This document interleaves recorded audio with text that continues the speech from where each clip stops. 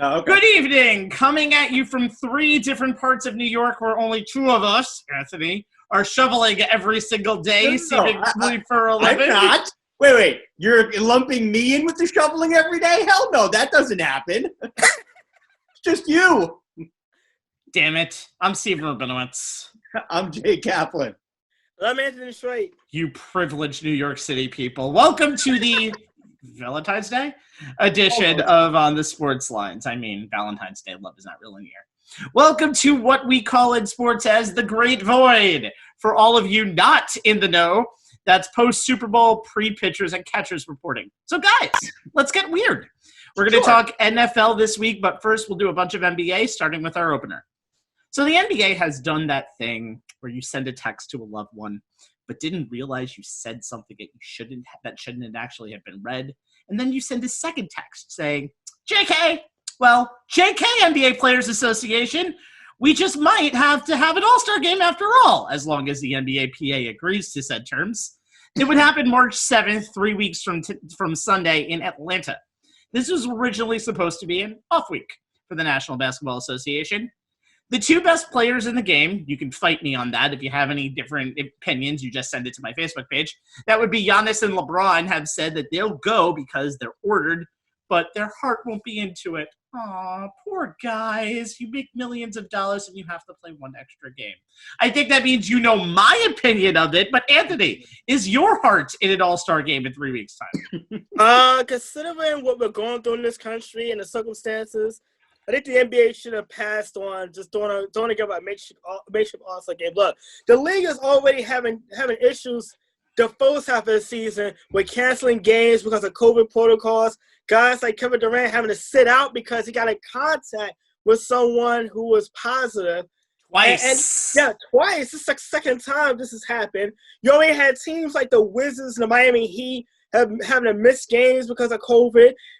Jay's Philadelphia 76ers definitely got the shaft by having to play with, 5, 6 guys on a bench? Seven guys. 7 healthy guys out of 8.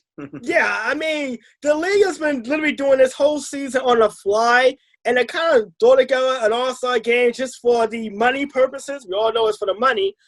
It just seems ridiculous. I mean, think about this. You're going to have players from all across the league coming to what would be Atlanta, which would be the host site, and then you got to put them in somewhat of an isolated bubble because we know Atlanta is known for a lot of things that is not good when it comes to COVID. We know they're still closed down. Don't worry about that, though. Yeah, I mean, we got Lemon Pepper Lou Williams. We got Courtside Karen. We got a lot of negative things coming out of Atlanta when it comes to COVID-19 and sports.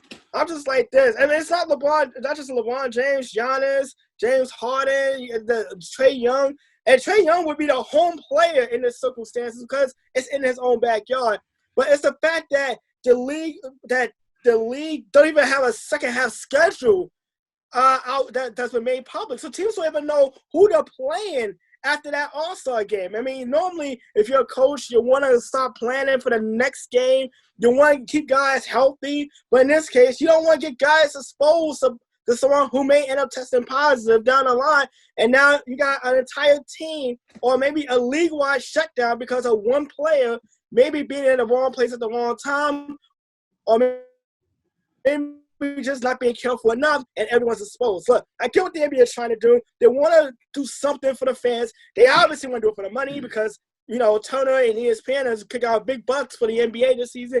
They want to make up some lost revenue because of the pandemic and everything that happened last season. I understand that. But in this case right now, I'll be surprised if the Players Association actually signed off on this also, because I would think they will went to the players first and kind of gauge what they wanted, how they wanted to go with this All-Star game. Obviously, they just kind of went along and did it anyway. But, I mean, it's painfully obvious that I would have thought that the league would have listened to the players, that maybe this is a bad idea. But now being today, they're trying to do a slam dunk contest at halftime, which makes no sense. Nobody wants to see Dwayne Wade call a tie in that 20-minute halftime show. I mean, we don't want that this year. So I just got like this. The league should just scrap the All-Star game altogether. Give the guys the extra week off. They probably need it, especially when you have to figure out how many games teams are going to have to make up because so many games are postponed, cancel, or pushed back. So And because you look at the schedule and a truncated schedule, in a shortened season, 72 games, there's going to be a lot of tiebreakers that's going to determine playoff seeding and even who gets in the play-in tournament. So I think the league should really just kind of skip the All-Star game, figure out how they're going to make up some of these games that are going to be very important to certain teams, and just go from there. Yeah, I kind of have to agree with you. I'm looking at this. This has to be the first real bad PR situation for NBA Commissioner Adam Silver since he's been in office. Whoa. Have you seen how they've handled COVID in 2021? Yeah, but COVID is an animal unto itself. To me, this is a different scenario. Anthony's right. The NBA had an original plan, taking the All-Star week off from any and all competition. I thought that was a smart move. You allow players to get some rest, which is very much needed with this compressed, truncated is the word you were looking for, Anthony, 72-game schedule, especially with, those who test positive for COVID. It allows them a full week to test negative and be ready to start the second half of the season whenever the NBA announces what that will be. Look, like Anthony, I get the financial aspect of this. The NBA's TV partners want the All-Star game, and we've seen that sports leagues and their TV partners have erred on the side of dollars. 9 years and $24 billion in this case, what the NBA partnership has with Turner and ESPN, as opposed to cents, SENSE, feeling the need to make up that revenue that they're losing due to the fact that there's not a lot of fans, if any, in the stands, and they're trying to get it back any way they can. But to borrow a phrase that is very this century, the optics are bad here for Silver and the association. You're taking something back from the players that you originally said you wouldn't. And when you have, like Anthony said, you got LeBron, who's the face of the NBA, saying the All-Star game is, quote, a slap in the face. You got Giannis, the two-time reigning MVP, saying he has, quote, zero energy, zero excitement for an All-Star game. And more guys, like Anthony said, James Harden came out. Kawhi Leonard is coming out, echoing these same sentiments. It's a bad look. They're saying they'll show up because they have to, and they just might, unless some of them, happen to get injuries that would keep them from playing. But I get the feeling that even the guys who show up are going to be phoning it in just a little bit to avoid getting hurt. And that would also be a bad look for the NBA. Then there's the optics of holding this game in Atlanta, where, Anthony read out the litany of awesome NBA COVID playlist hits have occurred. And then, look, I know the league is going to do their best in terms of getting the strictest possible health and safety protocols. They're looking at things like the players coming into Atlanta on Saturday afternoon, evening, being gone by Sunday night. So you're there maybe 24, 36 hours at the most. Private transportation will be required. Flights, cars, all of the above. And players only being permitted to be at the hotel or the State Farm Arena. No exceptions made for other locations. Look, and on the surface, this mini bubble will be tighter and more secure than what we had in Orlando, supposedly to offset, the concerns about the overall COVID issues in Atlanta, which are still, not exactly at New York levels here, okay? Look, and while this All-Star game will be mostly basketball game and barely any of the pomp, circumstance, or spectacle that's usually associated with the event, and we'll probably have most of the usual cavalcade of stars, and it will meet the financial requirements the NBA has with their TV partners, it won't make the optics any better. This type of last-minute change of direction by the league, forcing its players to do something they really do not want to do solely based on money, is something I'd expect from Major League Baseball, not the NBA. It just makes me wonder, guys, if this is going to come back to bite Adam Silver somewhere down the road, say, I don't know, when the next CBA is up for discussion after the 23-24 season. I am not a fan of this. I am not in favor of this, but chances are I'll probably watch it. Of course. There you go. You just basically summed up the point of people actually have the All-Star game. I love having to be that. I know. You watch it? Of course, exactly. So I don't think he cares. I don't think they care what the fans or players think about the situation. No, they don't. They don't. And number one, the schedule will be out sometime in the next week or two, because they have to get all the logistics together. They planned for cancellations, and it's not like the NBA is hanging on a thread. They know who they're going to play in the second half of the season. They'll have their schedule, and they'll do it exactly how they planned. Number two, Courtside Karen is not going to show up in Atlanta, Anthony. That is not a concern to the Atlanta area. I don't think Courtside Karen. I don't think courtside. Well, she's been banned. I don't know, but she's not showing up at this All-Star game, and I don't think she's one of the main reasons COVID is happening in Atlanta. Number 3, this still has to be approved by the NBA PA, and Chris Paul wasn't really too minding to bringing the results up because if you actually have this leaked out, it means that the NBA PA and the owners are negotiating this. So even though some of the players may not like it, there's still a majority of people who still want it. And again, it's about money. What are you going to do to lose your revenue? Just sit there and hope money is grown on trees? Do you want more of a salary cap? Do you want more of that revenue? Guess what? You're going to have to do things that you don't like. And yes, Jay said it perfectly. This is a damn tight bubble that's going to be going on. If you're worried about COVID protocol, guess what? You're going to be sitting around for a week. Don't tell me if you don't put restrictions on these players, which I haven't heard of any restrictions that'll happen on bye week, and I'm sure the NBA PA wasn't really going to accept any restrictions about time when they're not being played. And you're bringing them back over, and you're bringing them to a bubble in Atlanta. Guess what? You have them in a controlled environment for, oh my God, 36 hours. The reason why these players are speaking out is not for health and safety concerns. It's that they want the rest.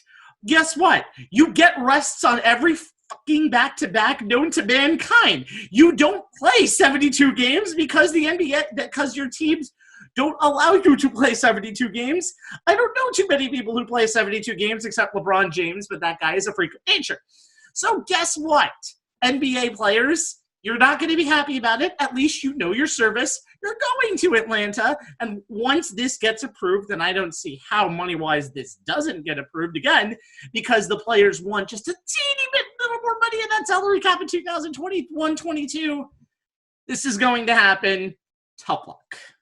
Hey, look, I'll be all in if you got an Outcast reunion at halftime contest. And you know what? And look, let's put it this way. You're going to have what? A total of what? 25, maybe 30 players there at max, depending on how large the rosters are. So the bulk of the Players Association is going to get that full week off. But I get it because you know what? The rest is important, Rabbi. You can say what you want about it is important, but it's not exactly. But you know what? It's a 72-game schedule. There's infinitely less days off than they normally have during an 82-game schedule. And you know what? The last thing these guys need, and forget about, the concerns about COVID. They're concerned about getting the other types of injuries you get during the course of a basketball season. And they don't have to play. More games in less days. Well, guess what? So here's the thing, and it always happens with preseason. The injuries are going to happen anyway. That's why I've never try to mitigate them as best you can. Yes, by playing less. Guess what? It's still going to happen that one of 72 times you go on the court. And if that one just happens to be the reason why it doesn't happen, great. But guess what? That's not always the case. Moving on. Let's talk about the Brooklyn Nets, who made headlines in the NBA offseason and during the season as well. We are almost a month into the James Harden, Kyrie Irving, Kevin Durant era, and they are currently 15-11. Wait, I'm sorry. I wrote this yesterday, and I assumed they would actually beat the Pistons last night. So I'm sorry. Let's make that a little bit of an adjustment. They're actually 14-12, but they're about to be 15-12 because they're destroying the Pacers right now. With all of that, the Nets are currently in third place in the East. Can you say mediocre? But in my opinion, at least, and we'll talk about this in a second, they're not on the level of the Bucks and 76ers. So, Anthony, the Nets, on offense, they seem to be a championship-level team. And I know you don't really want to go into the positives, and you're kind of you really want Jay's negative defense angle, but I'm going to ask you to accentuate the positive anyway.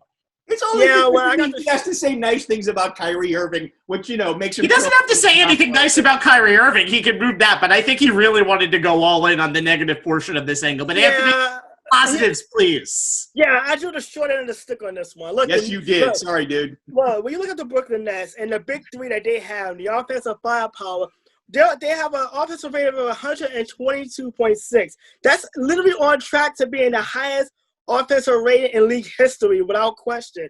And then you look at their big three. You got James Harden averaging 24 points a game, 6 rebounds, and he leads the NBA in assists with over 11 a game. And one of the question was how he was going to fit in with Kyrie Irving and Kevin Durant, Harden seemed to have really settled into the role of facilitator, which actually does take a lot of pressure off of Kyrie Irving, who in the past has not exactly been lauded for his ability to pass and being pass forward, since he obviously loves to shoot and loves to score. But that takes the pressure off of Kyrie Irving. More importantly, it does free up more space for Kevin Durant, who is having a monster MVP caliber season coming off the Achilles injury. And let's face it, he's going to win Comeback Player of the Year. We know this. It's a question of, does he add the league MVP to that? He's averaging close to 38 games, averaging over 7.5 rebounds. And obviously, he's still one of the most efficient players in the league. Kyrie Irving has actually been more efficient this season than ever before, averaging 27.5 points a game and shooting close to 54%, as far as field goal attempts. But the biggest beneficiary to all this is Joe Harris, because he has the easiest job in the world. Just hang out behind a three-point line and get ready to catch and shoot. You don't have to I wish I was paid else. $76 million over 4 years to do that. Well, he's owning some of that money, okay? He's shooting 49% on 7 attempts per game, which is almost tops in the league. And then DeAndre Jordan is always a Lob City remix pass in the making.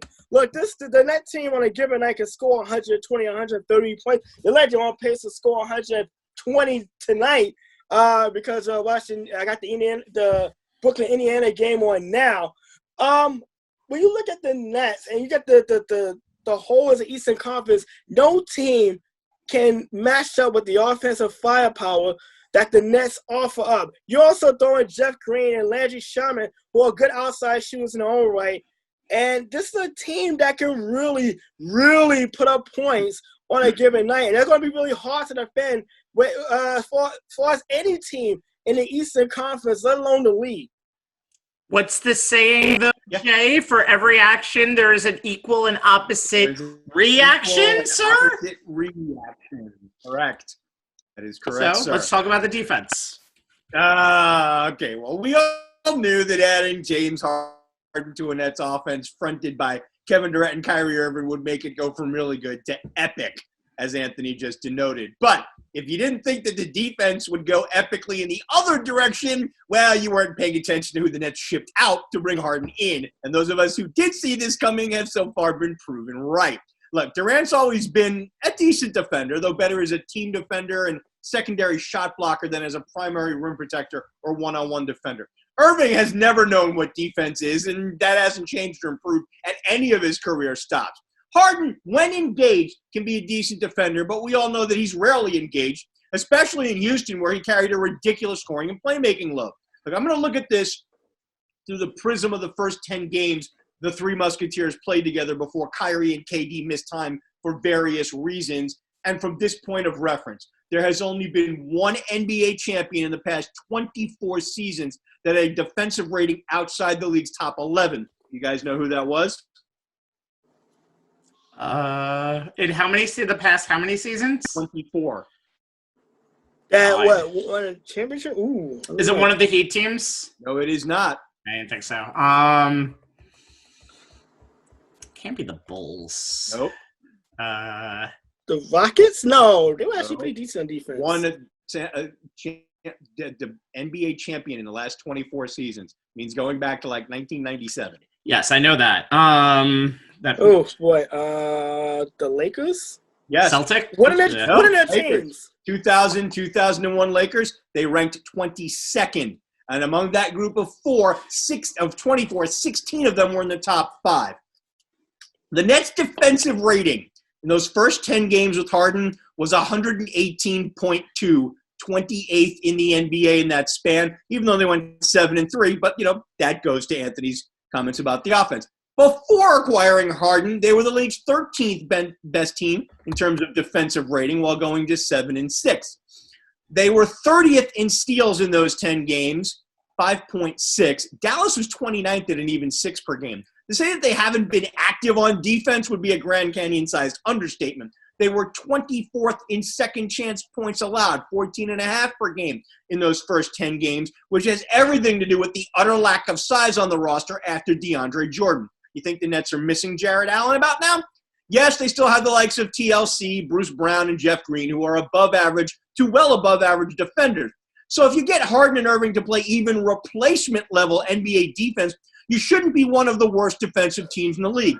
And yet, the Nets are, by all stats, and even by the subjective eye test, in the first 10 games since Harden arrived. They have dropped to 29th in points allowed per game at 118.4 and 27th in defensive efficiency with a rating of 114.6. Is it possible that they can improve? Sure. They need to get bigger behind Jordan since he only plays about 20 minutes a game. Additional size will help with A, rim protection, and B, rebounding, which are easy ways to improve your defense. Can they get to the playoffs by outscoring everyone? With Durant, Irving, and Harden at full strength, sure, especially with the way Harden, as Anthony said, seems to have embraced his role as playmaker, setting up his teammates and picking his spots to take over games. Can this formula produce an NBA title? I'm not sure of that. I don't think Irving will ever not be a defensive liability. Harden might get more engaged in the playoffs, knowing that if he picks up his defensive intensity even just a little bit more than he has in the past, it could lead to getting a ring on his finger. They might be able to get past, say, my 76ers and, say, the East quarters, but can they get past a more complete team on both sides of the ball like the Bucks, or even a team like the Lakers in a potential finals matchup, should they somehow manage to get that far? Ask me at the end of the season. If the Nets defense is still at the same epically bad level that they were through the Harden's first 10 games, I'm going to say, I'm thinking not so much.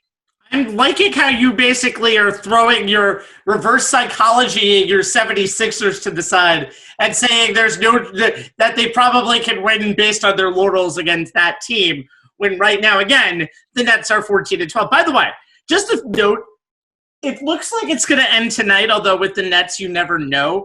But 122 led up against the Pistons, 124 led up against the 76ers, 123 led up against the Raptors, 120 led up against the Clippers, 149 led up against the Wizards, 125 led up against the Thunder, and 128 led up against the Hawks. This is your typical, apparently, 1980s team.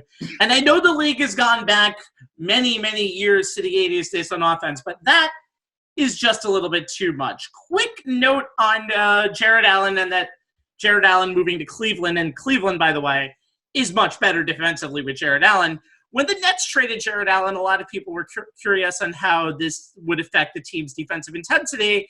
And now that I see it, I'll sum that up in one word. Yes. DeAndre Jordan is the usual 5 and has played, I'm sorry, Anthony, lackluster in this spot, to say the least. He's not a guy who can be on the court for 30 minutes, which, spoiler alert, you want that in your 5, especially at crunch time.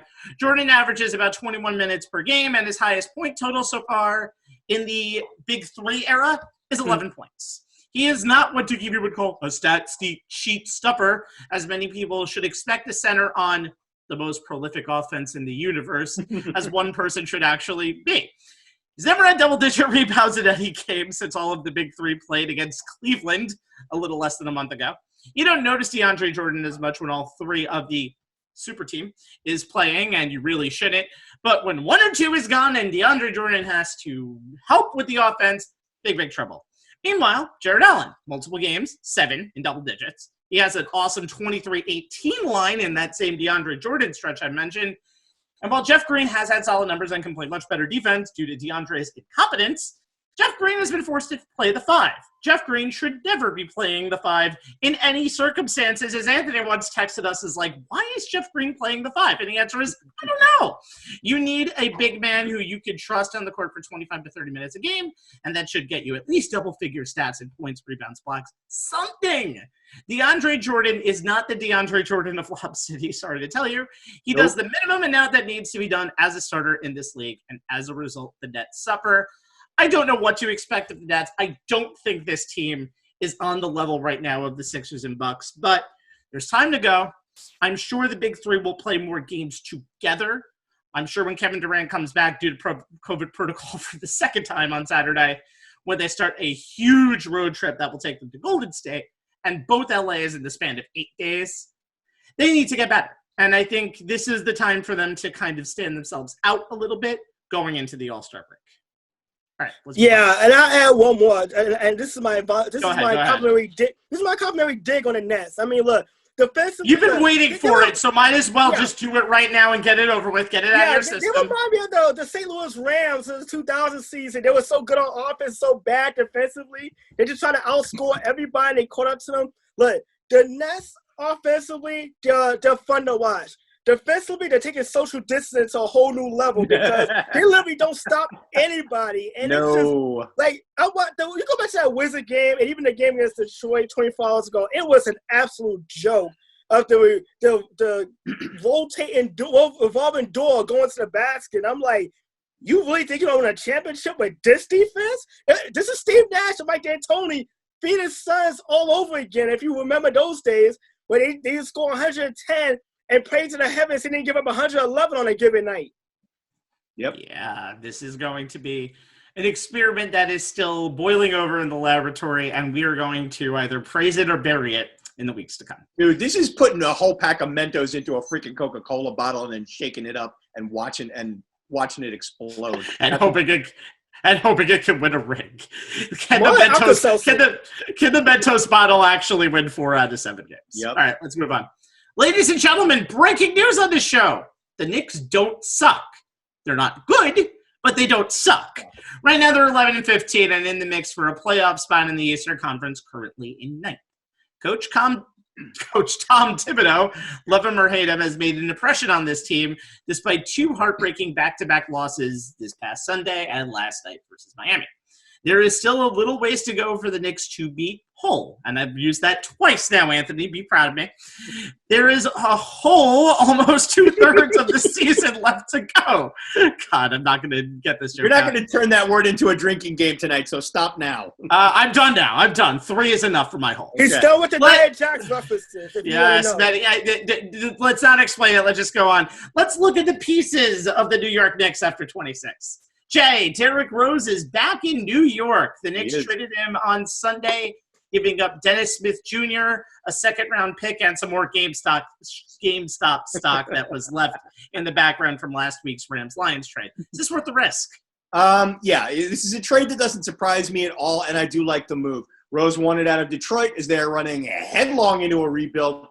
Detroit knew he wanted to go to the Knicks, and they accommodated him. The trade reunites Rose with a coach that he enjoys playing for and with whom he had some of his best seasons, including his MVP year in Chicago in 2010-11.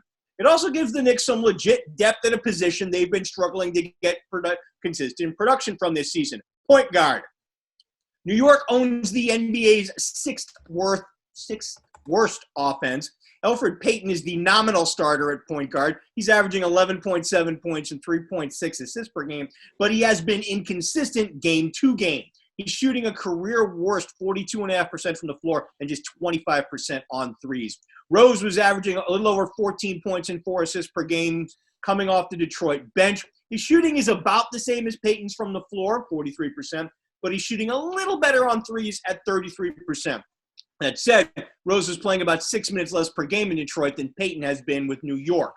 But Rose is a much better shot creator than Payton, even at this stage of his career, as evidenced by Rose's resurgence in his own efficiency, 55.6% true shooting percentage on 29.4% usage. And he's in the top 10 in the NBA in terms of driving transition opportunities for his teams over the last 2 years. If Rose's first game back in Madison Square Garden is an indicator, the odd man out here won't be Payton or Emmanuel Quickly. It's going to be Austin Rivers, as Tibbs' first bench unit in the first quarter of that loss to Miami had Rose and Quickly playing side by side. The Knicks 20 points in the first 7 minutes on the court together, those two played. And Rose's first set up quickly for a 3. He top it, no look pass, dunk. For the Knicks. Better and the rookie seem to complement each other. Quickly finished with 7 points in 21 minutes. Rose finished with 14 points in 20 minutes. Where am I? Yeah. When Tibbs was asked about Rivers, he said, quote, Austin has been around. He's a veteran. He'll stay ready. He'll be situational, which is Tibbs speak for you're out of the rotation for now unless someone else in your position group starts to underperform. And considering Rose is a Tibbs favorite and Rivers had missed 15 of his last 19 shots since his 25-point game against Utah and was just 1 of 10 on threes. It's not really a surprise. A player who was being counted on for offense wasn't providing any. Rose provided that missing offense, which included a pair of threes and 3 assists, and he helped break down the Heat defense.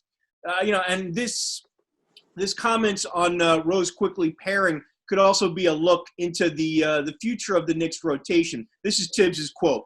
You see it often when you have multiple point guards on the floor. It gives you another ball handler, a secondary ball handler. You can probably include Alec Burke in that as well. So it gives us 3 guys who can go off the dribble, and all 3 are very efficient in pick and rolls. I like those guys together. Their versatility allows them to actually play with both groups, meaning starters and reserves. And I think we'll see some of that as we go forward as well. The fact that Rose has said that he's very much on board with being a mentor to Quickly, as well as being a big part of the rotation, is the type of veteran leadership that Tibbs feels is critical. I mean, apparently Rose and Quickly started talking almost immediately upon Rose's arrival. And the veteran sees major potential in the rookie. Tibbs seems very happy to be coaching Rose again. And here's the quote. I think he'll have a great impact on our young guys in terms of how to navigate the league, how to overcome adversity, that sort of thing, understanding the game. When you really look at the things that he's done, he's added a lot to his game. He has a great floater. He's always had that. His ability to push the ball in the open floor, come at you, combine power with the speed. He's a terrific pick-and-roll player, and those are things I think could be a great asset to our team, end quote. Rose's second stint with the Knicks is off to a good start, and if he consistently brings all of those things, both on and off the court, I think the Knicks' improvement should take a very nice step forward and inch them closer to that playoff spot the Rabbi was talking about. The play-in spot is probably what they're aiming most for, but still, that 6 through 13 is kind of a mystery. The one thing I do like is Rose now brings 10 players into that rotation. As you know, Austin Rivers was a DNP last night, but now all of a sudden, what you've seen earlier in the year, even though they were doing very well with the 7 to 8 man rotation, can't always last. So now Thibodeau is actually not playing somebody for 42 to 43 minutes a night. Julius Randle played 37. Nobody played more than 30. And Derrick Rose is a huge addition to that second unit, which could be a very big thing to help out. I'll talk about Emmanuel quickly and Rose in a second. But, Anthony, give me another highlight of the Knicks' first 26.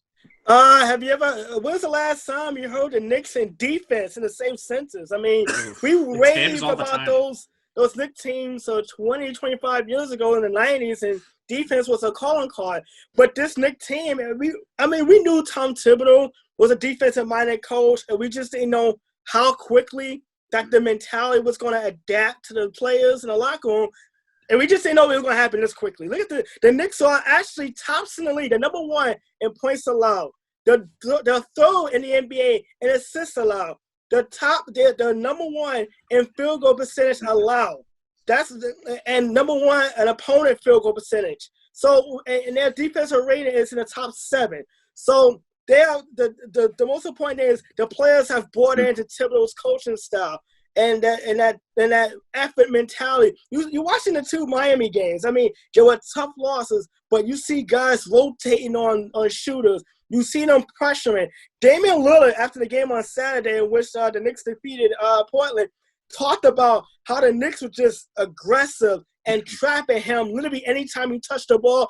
Paul Traub's head coach Terry Stotts talked about the Knicks' defensive mentality and how it was just it was so different than when you saw from the team last year with David Fizdale, and they were 23rd. They were in the near bottom third in defense as a whole. This unit is completely different. They held Carmelo Anthony to 1 of 8 shooting for 2 points in that game. You think back to last month when they literally destroyed Boston on home court by 30 at one point.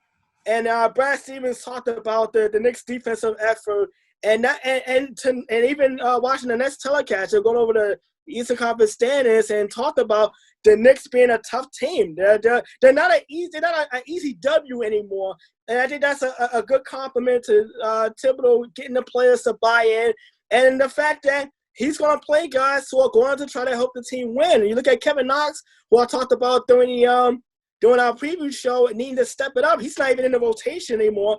Austin Rivers, as Jay mentioned, maybe the odd man out in the Derrick Rose trade. And Derrick Rose gives the Knicks some much needed scoring. That's one of the drawbacks to the Knicks is the fact that you just can't score enough points. They play with such a small margin of error, and we've seen in the back-to-back against Miami, they go through one scoring drought or go through a bad quarter where they don't score enough points. They're liable to lose regardless of how good they play defensively.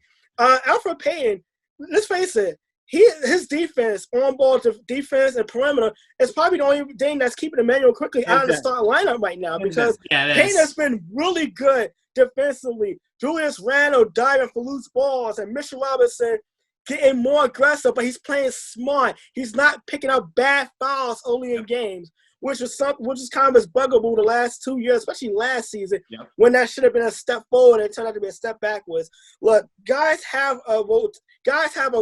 They know the rotation. They know what they're expecting of them, which I always thought that was a major problem with Fizdale, Hornacek, whoever was coaching the Knicks in years past, and not defining roles and not defining the rotation. Tom Thibodeau was kind of come in, cleaned everything up. If they could just get enough more offense, and Knicks are a very dangerous team because they're defensive, they're physical, in a league that has kind of gone away from the physicality that we've all grown up on in the last 10, 15, 20 years or so. So the Knicks being considered a tough team on a national stage is a step in the right direction for an organization that, let's face it, was not expected to do much, but the fact that they're literally hanging around and could be in that play-in tournament at the end, it's more than what the Knicks can ask for, besides the fact that they're not going to actually have fans at Madison Square Garden later this month for the first time in over a year. So it's been a good couple of weeks, a couple of months. Let's see if they can keep it up. And as you said, and the one thing we knew that Tibbs was going to bring to this team, and you've seen it, discipline. These guys are disciplined in their sets on offense. They're disciplined on their rotations on defense. That they're playing smart, efficient basketball, and that's something that had been missing from the Knicks. And to me, that's as much a culture and coaching thing as it is a talent thing. Yeah, and I'll piggyback off of what you said, Jay. The communication is done. That's something you're not seeing with the Nets on most nights. You don't see guys communicating. And DeAndre Jordan and James Harden kind of got into a little bit of an argument 24 hours ago, and Detroit lost. But I didn't think too much of it. That happens. But with the Knicks, you see the communications, you see the chatter between players, someone timeout, someone stoppage and play. That's important because you have to be on the same page to play great team defense. If a guy get beat, who do you rotate out to? Do you help out? Do you stay at home? And the Knicks being disciplined, that takes you back to the Chicago Bulls days. And why Derrick Rose is such a key addition to this team. It's a hallmark of every Thibodeau team. Yeah, Thibodeau, two of the 6 years that Tom Thibodeau coached the Bulls, they had the best record in the Eastern Conference. So obviously, the man is no slouch when it comes to team defense and hard work. However, though, I'm very impressed with what Thibodeau has done because, honestly, not a very talented team. There is still a lot of pieces that need to, which is why their offensive is kind of lacking a little bit. Quickly with Emmanuel Quickly. He is a rookie who's the rookie from Kentucky who they got late first round, 25th pick, averaging 11 points per game in less than 20 minutes. He does a lot of things well. He could score 19 points or more in 6 games this year, shooting 40% from 3 in 6 games. He will probably lose a few minutes, although we just talked about Austin Rivers being a DNP in last night's game, and is probably, with his very, very friendly contract of 3 years, $10 million, is a damn good asset that you can get. Probably the Knicks would be looking for picks for in an upcoming trade. And Quickly also struggles sometimes. Single digits in 3 of his last 5 games, I believe, including last night as well. But one question for you guys, and I actually heard it from an interview yesterday with Brian Scalabrine talking about what Derrick Rose brings to this team. And we've also talked about how Tom Thibodeau does rely on veterans a lot, although Todd Gibson did not play last night. One thing he said I thought was a very good quote: rookies need to earn their position. Yes, they need to develop, but I think one thing that can help the Knicks out in developing is fighting for their roster spot and fighting for minutes. You guys agree that that might be a thing that helps out the Knicks, or do you think that the Knicks need to their rookies need to get more time just to get more experience. No, I don't know. I would say this. I mean, and we know this. I don't think Tibbs is not known for playing guys just to develop guys. You want to get your minutes. You have to earn your minutes with him. That has been, a consistent theme of his as a head coach throughout all of his stops. I do not see that changing. If you are playing well, if he likes what he sees from you, maybe not completely all the time during a game, but if he likes what he sees from you in practice and he sees development, you will get your minutes. If you're not playing well, it doesn't matter whether you're a rookie or a veteran. Austin Rivers is now the odd man out. Taj Gibson, who is one of Tibbs's guys, been with him everywhere. He's not stealing minutes from other people. Guys are playing better than him. They're getting the minutes. The other thing I think that Tibbs may have come to understand is that, you don't necessarily have to give these guys big minutes for them to be impactful on the team. The leadership and the ability to translate Tibbs speak and get these guys to buy in on what, to pick up what Tibbs is putting down, if you will. Guys like Gibson, guys like Rose, who've been through the wars with him and understand him, are going to be key. That's a key thing that they're going to bring, that leadership, that understanding. So even if the minutes aren't big, their ability to be mentors is going to help with the development of these young guys, even if it's not Tibbs himself who's pushing the development. These veterans who have been with him are going to play a large part in helping with that. Yeah, and I say this too. Think about this. Dennis Smith and Kevin Knox were two guys that the Knicks front office was high on going into the season. Smith's not with the team anymore. Knox is not in the rotation. And Obi Toppin, coming off an injury, has kind of struggled so far this season. He's got to earn his minutes too, because I've seen more of Randall and Taj Gibson playing in the front court a lot more. And you look at it like this. Tibbs is a guy who is going to give minutes to whoever is playing well. And that is the mentality he's always maintained, whether it's in Chicago or Minnesota for that matter. And his coach style doesn't translate to everyone. They could call Anthony Towns being a perfect example of that. But he has veterans on there that can translate into the younger players. That can kind of get his message across a little more. You look at Emmanuel Quickly. He was a bit of an afterthought, and now he's become a key component to this Knicks turnaround. Well, in baby steps going into this season, and it's hard to kind of go against Brian Scalabrine. He's like an all-time great, the White Mamba. I mean, you don't get grade A analysis from a guy unless he's of Brian Scalabrine's caliber. I mean, that's just a good pickup by Rabbi. I mean, yes, I'm envious right now. Yeah, that is the GOAT, ladies and gentlemen. We love He always has a good Scalabrine. quote as a player. He was definitely. You love Scalabrine, and he is now doing a very good job as the Celtics color guy. That was fun. All right, so let's move on to football. Let's talk about that big game that happened that we're about 75 hours removed from, which is funny because that game lasted almost 75 hours for us. It was bad. You know how it went down by now. 31-9 Bucks. Chiefs never led. Chiefs never scored a touchdown. Offensive line left in Missouri, never actually made the trip to Tampa Bay. So this was an absolute dud of a game, but Brady and the Bucks get their second championship. Brady gets championship number 7. Talk about the GOAT in a second, but let's talk about final thoughts on this absolute dud of a game, starting with Anthony. You know what? I'm just going to say this. Tampa Bay's defense stole the show. It was a throwback to the butt whipping they gave the Oakland Raiders in Super Bowl 37 out in San Diego. That's number one. Devin White, how in the world did he not win MVP is beyond me.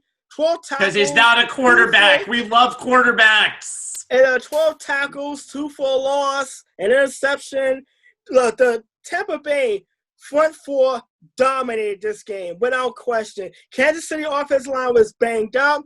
Andy Reid and Eric Bieniemy, I love these guys as coaches, but for whatever reason, decided not to keep guys in to help out with blocking, and it paid dearly. Patrick Mahomes, 29 times he was pressured. That is a Super Bowl record. Is that an NFL record? Because I know it's a Super Bowl record for that matter. It's definitely a Mahomes record. Yeah, well, it's definitely for Patrick Mahomes.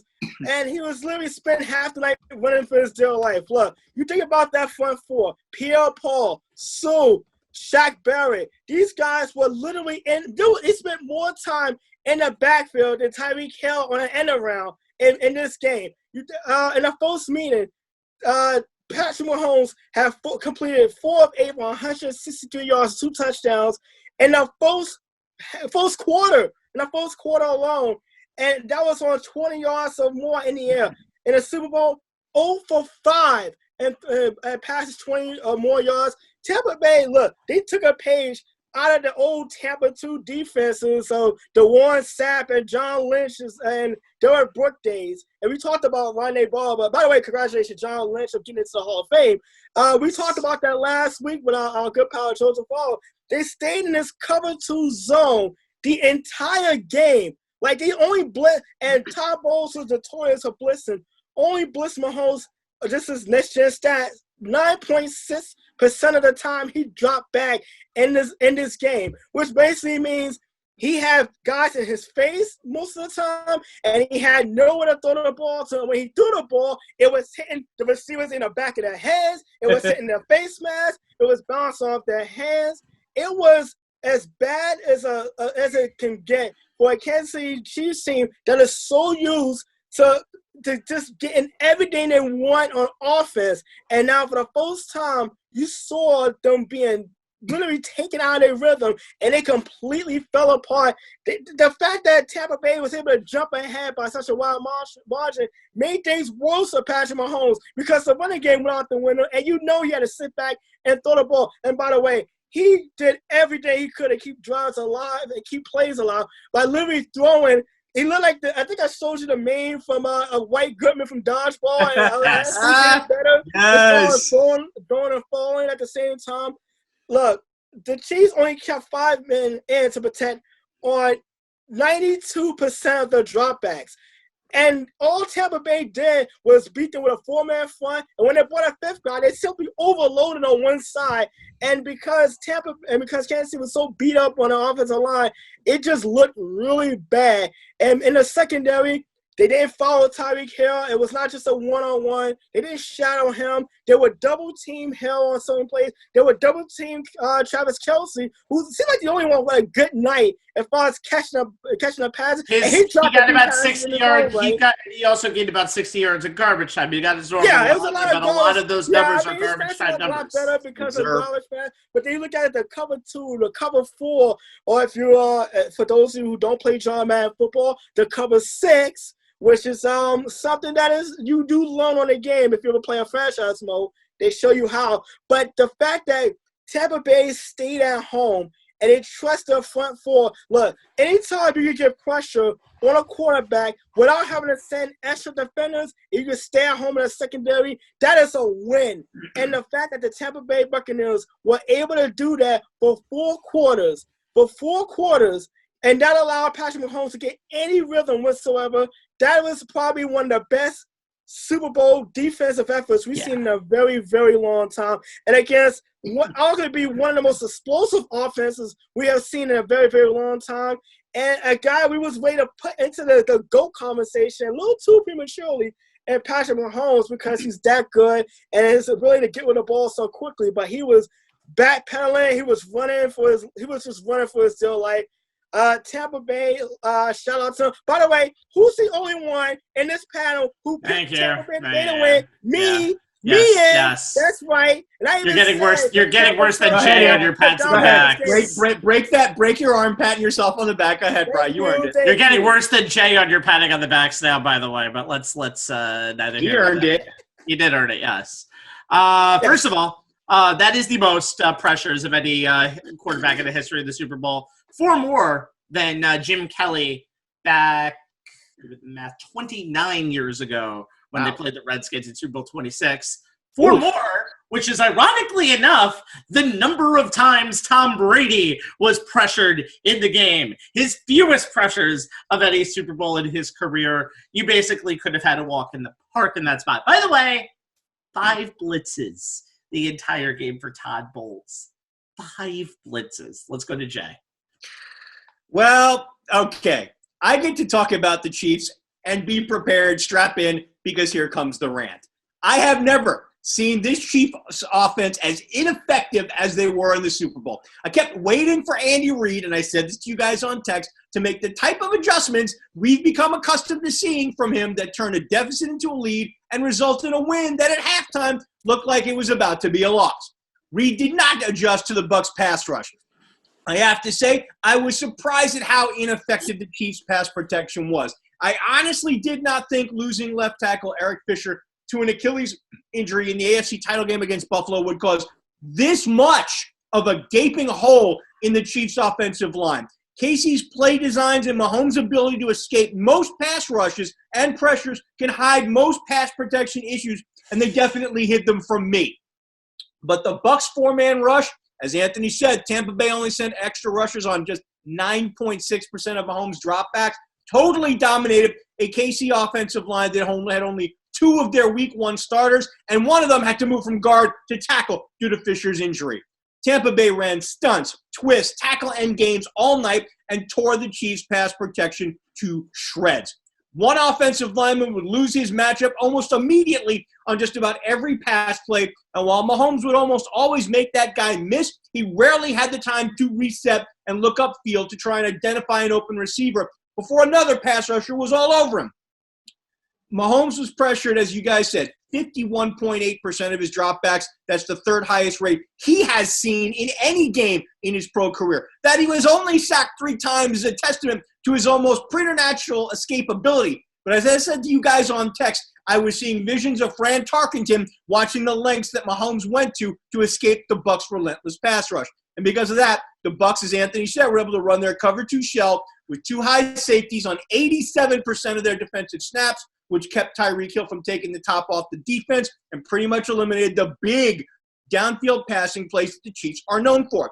I kept waiting for Reid to keep a running back or an extra tight end back to help with the pass rush, at the very least chipping at one of the defensive ends before they leaked out to run their pass routes. But he stayed with that 5-man protection, as you guys said, 92% of Mahomes' dropbacks, 48 of 52, which left those 2 backup offensive tackles with 0 help, and the Chiefs paid for it dearly, not getting into the end zone for the first time in Mahomes' NFL career. In fact, before the Super Bowl, Mahomes hadn't been kept out of the end zone since at least before college, as it never happened at A&M. I kept waiting for the scheme and play calling adjustments that Reid is known for. After all, he had a halftime that was twice as long as usual to make them, but I saw nothing. KC stopped really running RPOs after the first quarter for reasons that are lost to me, as those types of plays at least cause a pass rush to pause, if only for a moment. They seem to abandon their screen game, which is a huge part of their offense, as Reid's considered the best in the NFL at it, because the offensive line couldn't set it up, let alone hold their blocks. And we barely saw any of their jet sweep game, which had been hugely successful all season. All of the things that I expected to see from this offense that I talked about on our preview show, I barely saw any of it. Normally when a team stays in a 2 high safety shell against the Chiefs to take away Hill in the big play, Mahomes is able to kill them with those RPOs, screens, hitting Kelsey over the middle of the field to force the opponent to come out of that 2 high look, allowing the Chiefs to burn them downfield. Bucs defense shut down everything KC tried on offense. It's as if Reid kept waiting for his usual stuff to work and just couldn't believe that his offense would not be able to do what it normally does. It came down to this, guys. The Chiefs could not control the line of scrimmage, and I said this to Joe early on. And for the first time, Mahomes wasn't able to find a way to bail them out of it. If you ever had any doubts as to why blindside quarterback protectors get paid, they should be gone after this game. Oh, and Rabbi, before I turn over to you, I need to take a second and give Steve Spagnuolo and the KC defense some grief for spending the bulk of the first half shooting themselves in the head, giving Brady and the Bucs offense extra play after extra play. KC fans can scream and yell and moan about the officiating all they want, but most of those first half penalties were warranted. You can't give Brady that kind of help, keeping offensive drives alive and expect to beat him. That being said, even on drives where KC's defense played clean, they still could not get the Tampa Bay offense off the field. On a night where the Chiefs defense needed to come up big to help their struggling offense, they couldn't make a play, couldn't make a stop, couldn't keep Brady, Gronk, and company out of the end zone. Murphy's Law was in full effect for the Chiefs because everything that could go wrong for them did, and badly. It's why any conversation about Mahomes being the heir to Brady's throne is over, at least for a while.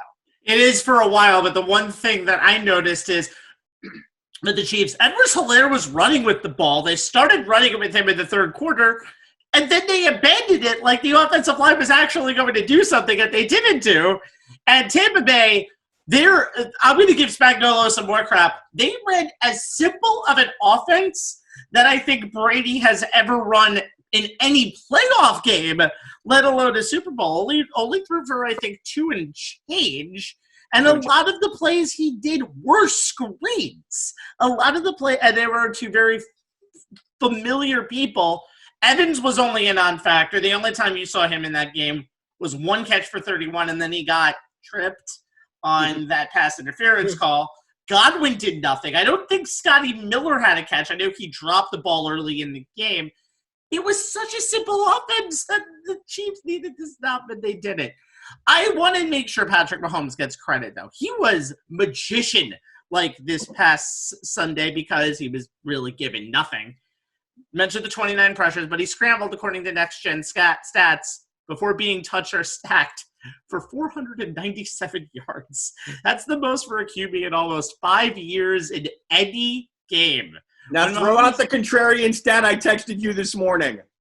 What's the contract? Oh, yeah, Brady's stat was ridiculous. I didn't write it down because I didn't really pay attention to it. His pre-pass 37 yards. That's right. Only 37 yards. And again, as you mentioned before, 29 pressures to 4 pressures. 4.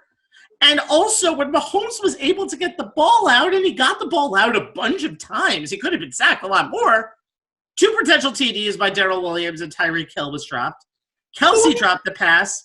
And you mentioned the screen game wasn't an issue because Williams had 5 targets missed in that game. He was looking like a rookie out there, which he is. Well, he was the second year. That defensive line is lethal for the Bucs. No pass protection. Everything was a blown coverage. And Mahomes looked 100% human. Now, I'm curious about this. You mentioned the line, any mention of Patrick Mahomes being baby goat is over. Mahomes has been universally praised for his entire career, and now the hot take media is going to criticize him a little bit. I wonder how that's going to make him, because this is the first real adversity that Kansas City has ever really gotten. The offensive line is going to need to be a huge priority for KC over this offseason. Got to add depth. Eric Fisher ain't coming back anytime soon, by the way. That was a serious injury. He'll be out all of next year. Now for 2021, yep. And you got to make sure that the running game is something that teams can trust. I think Edwards-Helaire deserves another year, but you have enough weapons, you need to teach them how to run. Can't spend high picks on running backs. That doesn't exist now. You have to make sure you know your running backs exist. The Chiefs just got a blueprint for everybody teams were just given a blueprint to beat the Chiefs by the Bucs. It's now time for Kansas City to adjust and change that. Yeah, Rob, I agree with you, but here's the way I looked at it. If that offensive line is healthy, right, I think we cannot – I didn't overstate it enough in our preview, so I'm not going to understate it now. You cannot – Mahomes does not deserve any grief. What he did with no protection and no opportunity to really run the offense the way we're used to seeing him do it, I don't lay that at his feet. He had no time to throw. And again, he had drops like crazy. I was going to say, you want to take him out of that. You want to take him out of the conversation. Yes. You want to take him out of the Brady level conversation because he couldn't lift the offense above, what we saw in that game. That's fine. But for the hot take media to say the Chiefs, this is all Mahomes' fault, get over yourself. Actually watch the tape before you actually Nobody says it's all Mahomes' fault, by the way. I think a lot of people, do think it's going to ruin Mahomes' legacy a little bit. Because here's the thing, though. When you look back at it in history, 5 years from now when Mahomes might be on his second or third championship, you'll look at the result from Super Bowl 55, and you're going to see Brady defeats Mahomes, and you're not going to look at the backstory. It sucks, but it's a fact here. But you're not going to put the blame on Mahomes, but it's the black mark, and it's the first issue. Right, but here's the thing, Rabbi. I don't think anybody should be put in the conversation with Brady because I don't think anybody's ever going to be able to do what. Oh no, I think this ends it. I think this ends it now. What Mahomes can say when his career is over is that he was another Peyton Manning or Dan Marino who had numbers and wins. Hold on, before Anthony speaks, I think Mahomes could have thought with the win over Brady 6. Mahomes 2, and he still has the rest of his career while Brady only has 2 seasons left. I think Mahomes wants to be able to kind of define himself like a Randall Cunningham, but win championships. He doesn't want to be the next Peyton Manning. He wants to be the first Patrick Mahomes. Anthony, speak before we get into more arguments. If his offensive line is healthy, they're back in it. Anthony, and I'll say this too. Patrick Mahomes, I think, like I said, the hot take media sports world that we live in now, I think it was just so quick to put Patrick Mahomes on a pedestal that he's not there quite yet. I mean, we kind of forget this is his 3rd year in the NFL. I mean, his 3rd season, and in his 3rd year, he's played in a 3rd year as a starter. He's played in an AFC Championship game and 2 Super Bowls. He won 1. I'll say that's a pretty good start to what should be a pretty long career. I think people need to just simmer down a bit. And this whole passing of the torch thing, and like I said, it's this hot take, the hot take world we live in. But also, to get back to Steve Spagnuolo and the lack of discipline, when you give up a 1st down on a field goal attempt because you line up off sides, that is stupidity and inexcusable for all the penalties. Lined up off sides on that play, by the way. All the penalties that the Chiefs drew, that was the stupidest head-scratching penalty that I pointed out because it gave instead of giving Tampa Bay 3 points, they left the drive alive and it ended up adding 7 on that very drive. It was literally one of the worst games Kansas City played in a very long time. Does that diminish Patrick Mahomes? Absolutely not. Once upon a time, Tom Brady lost and was remember 18-1. We thought that was gonna ruin his legacy. Not quite. Okay, let's not shovel dirt on Patrick Mahomes just yet. And Rabbi, let's put a capper on it with this. You can't pass. Why do you get to decide when you put a capper on it by saying let's put a capper on it? Right now. What the hell? I'm going to do it right now. And and enough already. Okay, you can't say talk about passing the torch until Brady actually retires, and he has no intention of doing that anytime soon. Well, you would expect the 43-year-old to pass the torch. That's not Tom Brady, but Tom Brady is superhuman.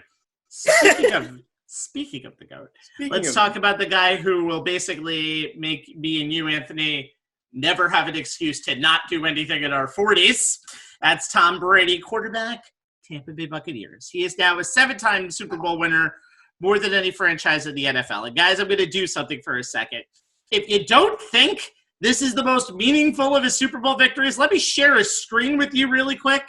And please pay attention to the right side of your screen and take a look at Tom Brady's quote that happened today while he was there with Trump-like misspelling, noting to see her just little avocado tequila with many misspellings and many possible mistakes. If you thought that after all of this, the person who would have been most inebriated at the Tampa Bay Super Bowl celebration was not Gronk, but Tom Brady himself, you know how much this actually meant to TB12. I think we can all agree that unless you're angry about Spygate or Deflategate, that only takes away 2 Super Bowls. Actually, it only takes away 1 Super Bowl because the other one was in the AT&O season. The GOAT of the NFL is TB12. But let's expand this because after we bitch about hot takes, we're going to do hot takes ourselves. That's how hypocritical we are. Is there a comparison to Tommy in the history of team sports? Tommy. Was that your attempt at a Boston accent there, Rabbi? It didn't work out as well. Go ahead. No, Jack. it didn't. I'll start this off. And here's the way I approach this. If winning is the big metric in determining a GOAT, then we have to look beyond Michael and LeBron and look at guys like Bill Russell, who won 11 titles in 13 seasons with the Celtics from Boston. Does that make him the GOAT? Does Yogi Berra have a place in this conversation? He was an all-star. Wait a minute.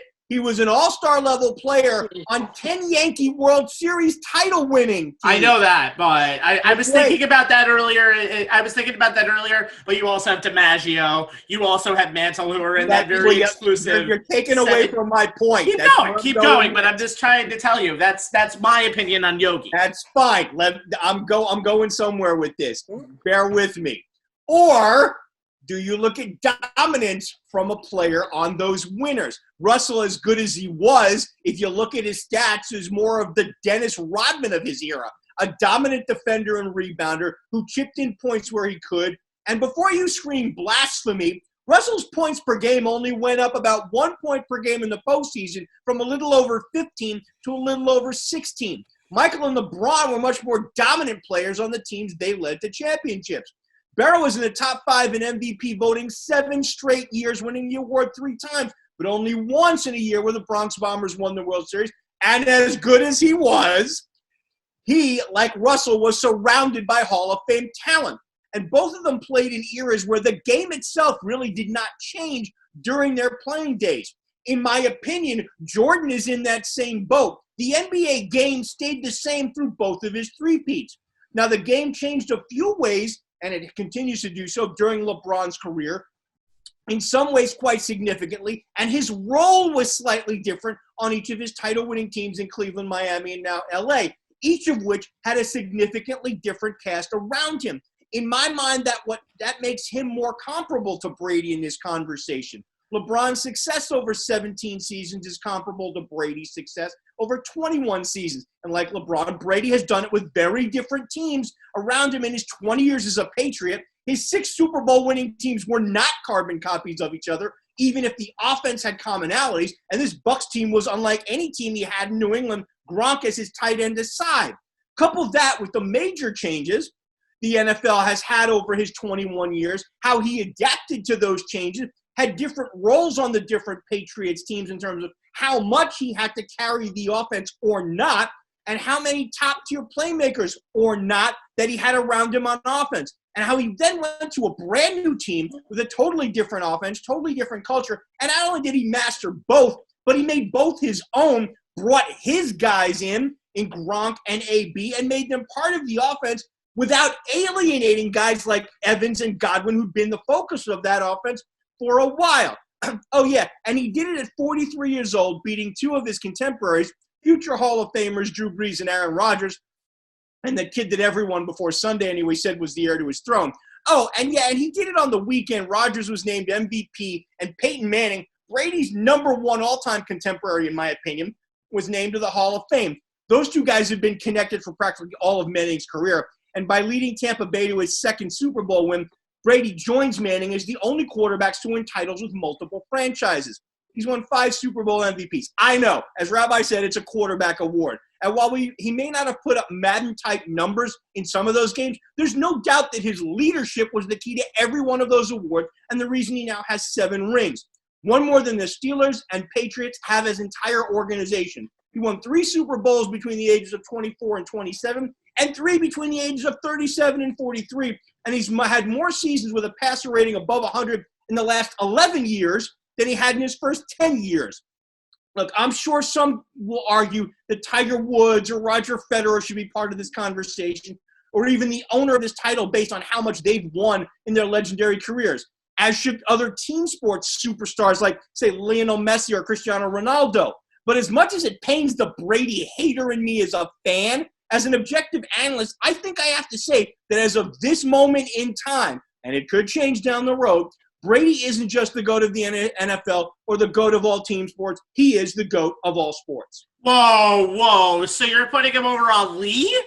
You're putting him over – that's why team sports and this sports are different. I don't put him in the same level as Ali because Ali meant more than just to his Just remember this. You're the one who posed the question – all sports. You didn't just say all. No, I said team sports. I said team sports. I said team sports specifically.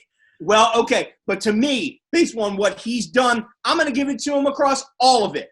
Okay. That's fine. I'm just letting you know because I can easily disagree with you before we get into that.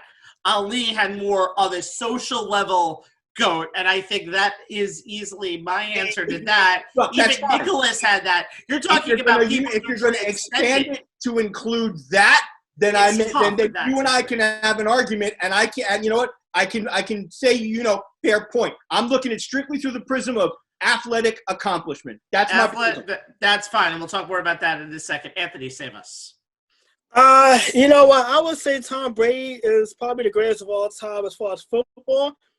As far as sports in general, hell no. I'm sorry. I'm sorry, but Serena Williams did not drop off the face of the earth, all right? 133 Grand Slams. Michael Phelps and Simone Biles did not get snapped up by Thanos last time I checked. Neither did Lewis Hamilton, neither did Pele.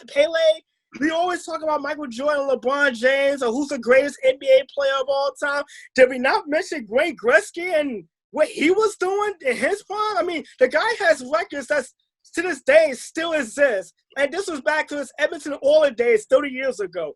I mean, you think of Jeff Gordon, you think of Tiger Woods, you think of Messi, Ronaldo, Jimmy Johnson. Ali. Yes, Magic Johnson, Larry Bird, Ali, Frazier, Mike Tyson, even Lennox Lewis. You think about De La Hoya. You think about all these individual great players. You think about Jesse Owens, for peace sake.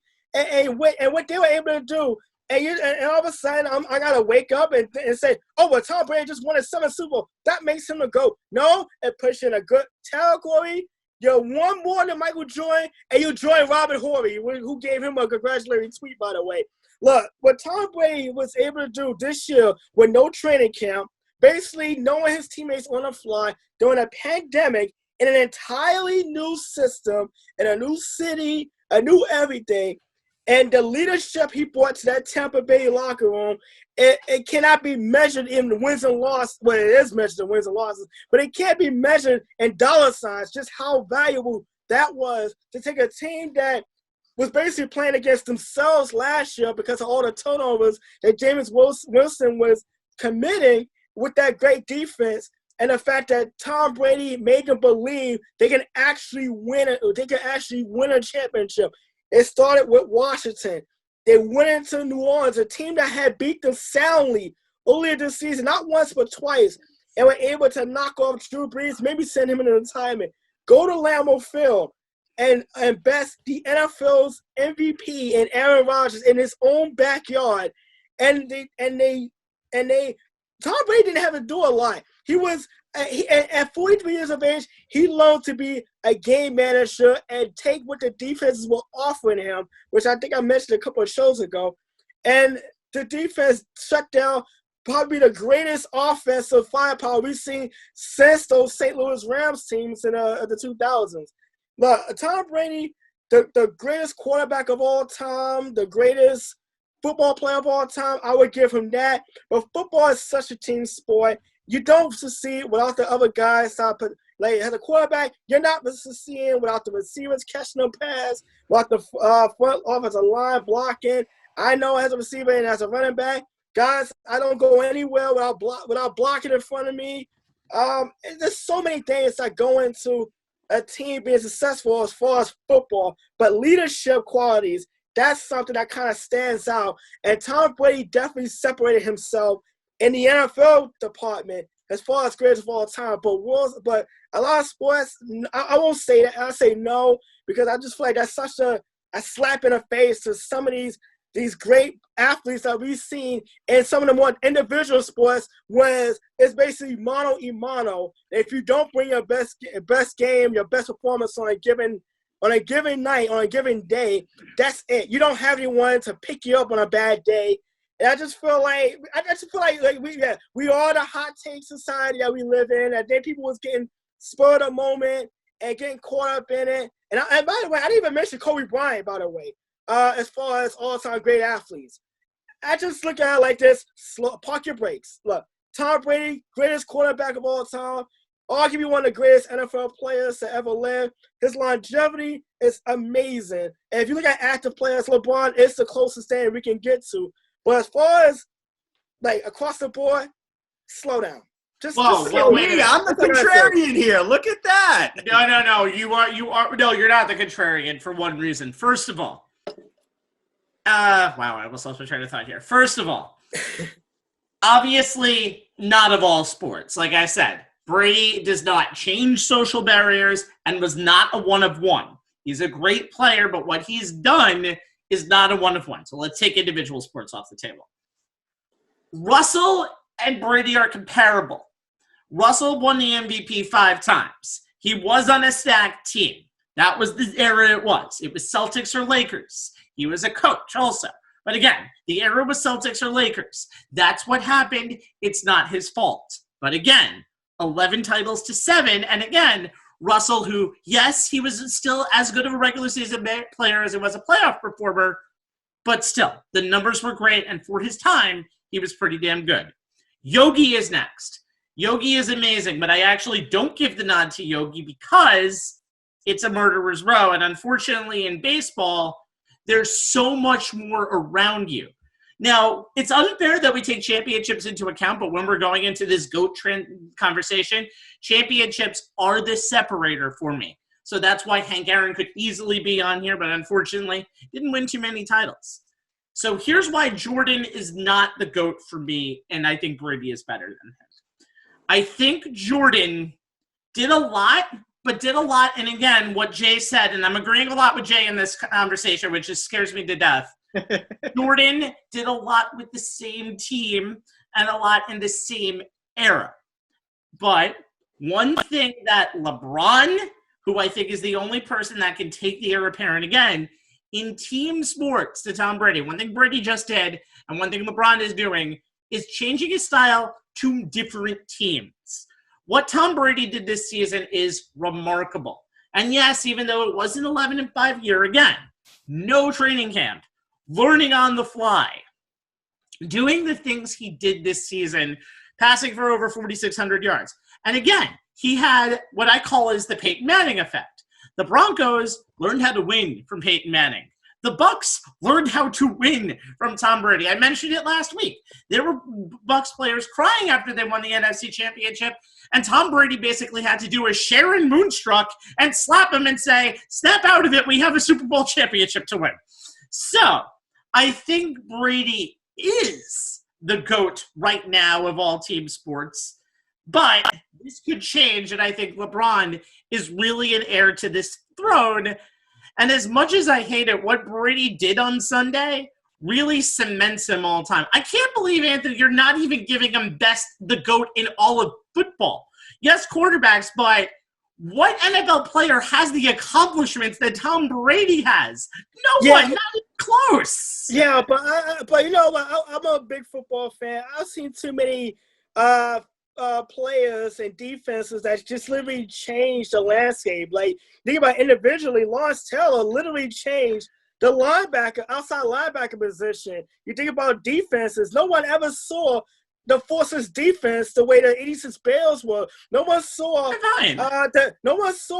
a quarterback digest so much as far as IQ and running on offense as effective as Peyton Manning, and that was literally coming out of Tennessee. So there's so many. You think about the Ed Reeds and the Ray Lewises, and the list go on and on. But again, just like that, I mean, Tom Brady gets a nod because of his accomplishments. By the way, his best pass all weekend was tossing the Vince Lombardi Trophy back to the boat behind him. Scared the hell out of a lot of people today when he did that. His daughter, who was like, "Daddy, no!" And thankfully, it's not floating. The Lombardi Trophy's not floating at the bottom of the ocean, bottom of the river. Thank goodness.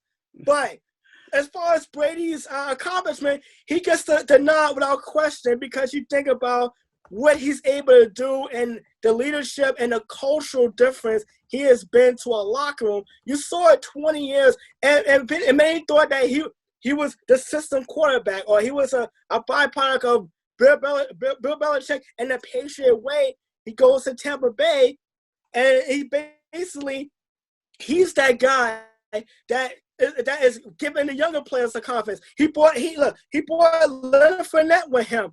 He got Rob Gronkowski to stop defending the 24/7 title and join him in Tampa Bay. He told Antonio Brown, knock it off. Let's come to Tampa Bay and join me.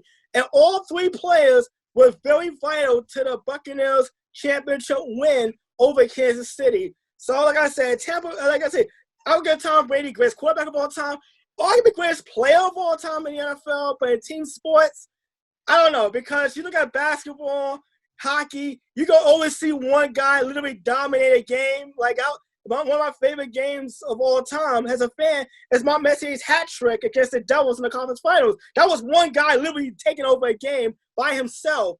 You don't really see that in football because you gotta rely on teammates to be part of that. Like you gotta have Tom Brady throw all the passes he wants. Like Giselle Bundchen said after one Super Bowl loss, he can't catch it. He can't throw and catch it to himself. Yeah. So I mean that kind of explains like Tom Brady's impact as far as the locker room and the team aspect of it. But as far as other team sports, I gotta keep it separate because there's just so many variables that you gotta take into consideration when you talk about the NBA and how one player can literally win you a championship. We saw with Kevin Durant how he just literally tipped the balance of Golden State's favor for a handful of years. You talk about baseball, you can be a great hitter, but you do nothing without a great pitching staff. So you gotta have something around you. Hockey, you can be a great scorer, like we saw with Alex Ovechkin for so many years.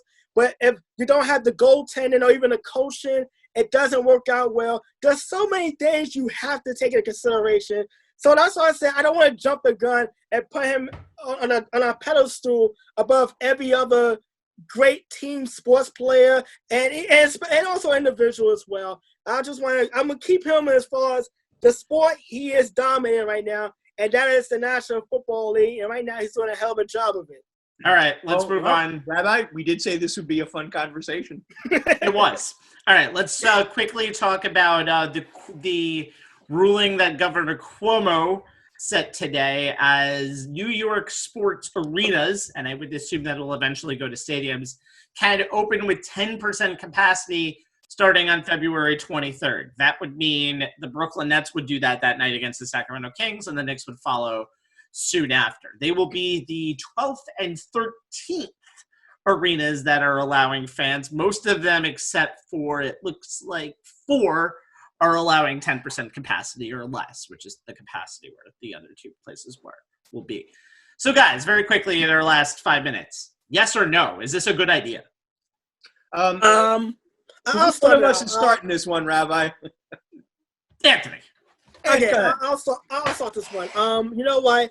I think about last March and where I was. Like I said, I talked about this many times. We was going over our college basketball preview show for March Madness, and I was in Madison Square Garden when sports basically shut down right before our very eyes. It started with the suspension of the NBA, and before you know it, everything was shut down. We didn't have sports for almost 5 months, I think, pretty much from March to July, August, going into that.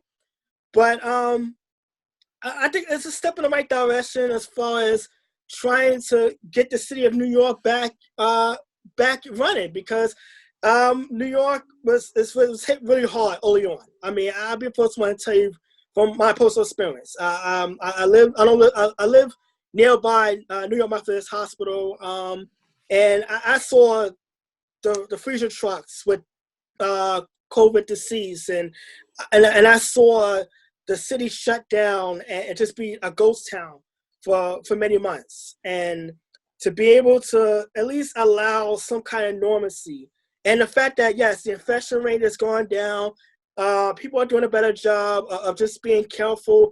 Like I said, the vaccinations that's still slow coming out of the gate, but in due time, hopefully people will get that. I can't tell people to do it. I think that's a personal choice, but that's left up for everyone.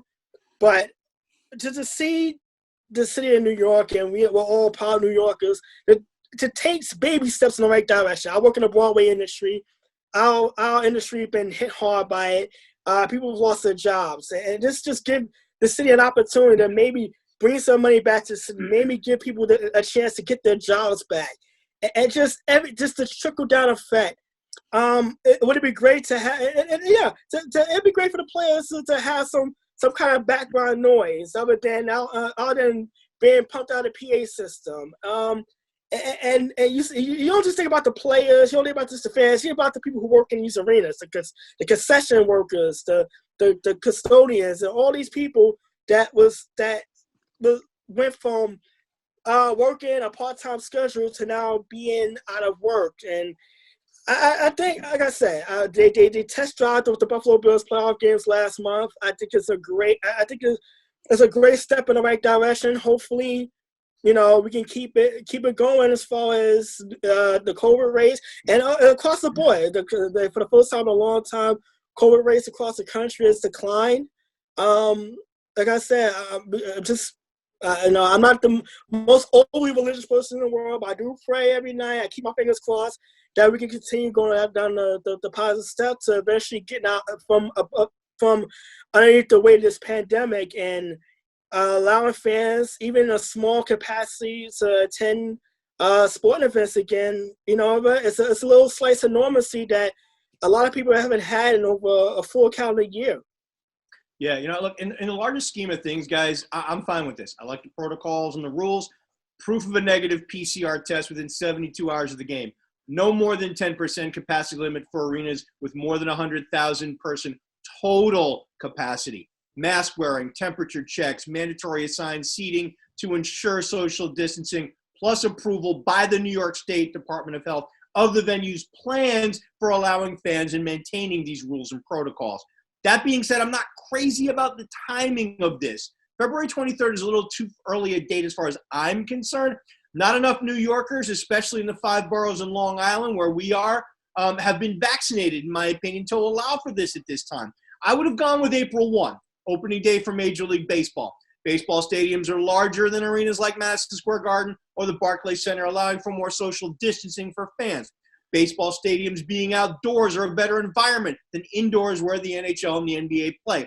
And chances are by April 1, more New Yorkers, especially ones who are most likely to go to these games, will at least have access to the vaccine and will have a chance to get it. And the weather would be warmer in April, hopefully. Look, I understand that increased testing and those tests being now readily available makes this more of an option along with the numbers. New York has seen its positivity rates decline for the last month after a little surge around the holidays. Hospitalizations are at their lowest total since the 2 days after Christmas.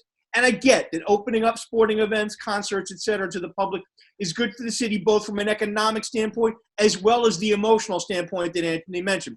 And like I said, I'm all in with the plan. I just would have started a little bit later. Yeah, the thing is, and I forgot to mention, this is kind of based off what Cuomo did with the Buffalo Bills playoff games in the beginning of January. Worked very well. No real cases have been taken from there. So that's why he's extending it to this. I agree with Jay, although I want to give the NBA and NHL arenas a chance this season to make something back. And as I said before, we don't think it's about the money, but guess what? It's about the money. So I would have probably done right after the All-Star break. I would have done probably something like March 11th. And that's the only thing I have to say about it. It's a good move. And like I said, it's a curious move because, again, New York has been so, I want to say stringent, but has been very much wanting to be as cautious as possible. And there's only, again, 11 NBA arenas currently that are accepting fans. And the fact that we've had a kind of more emphasis on entertainment, at least what Cuomo has been done in press conferences over the last few days. Don't want to get too political here, but I'm just kind of mentioning the tone that's going on. We want to get New York back on track. I think this will be a fine idea. I think the way it's been working has been good. I think we're hoping we know it's not going to be back to normal anytime in this year of 2021, but sports are in a shockingly decent, much more decent state than we thought. With the NFL just completing their season, all sports have now completed their 2020 season, and now it's on to the beyond and the future of all 4 major sports, and for that matter, golf, tennis, and everything else too.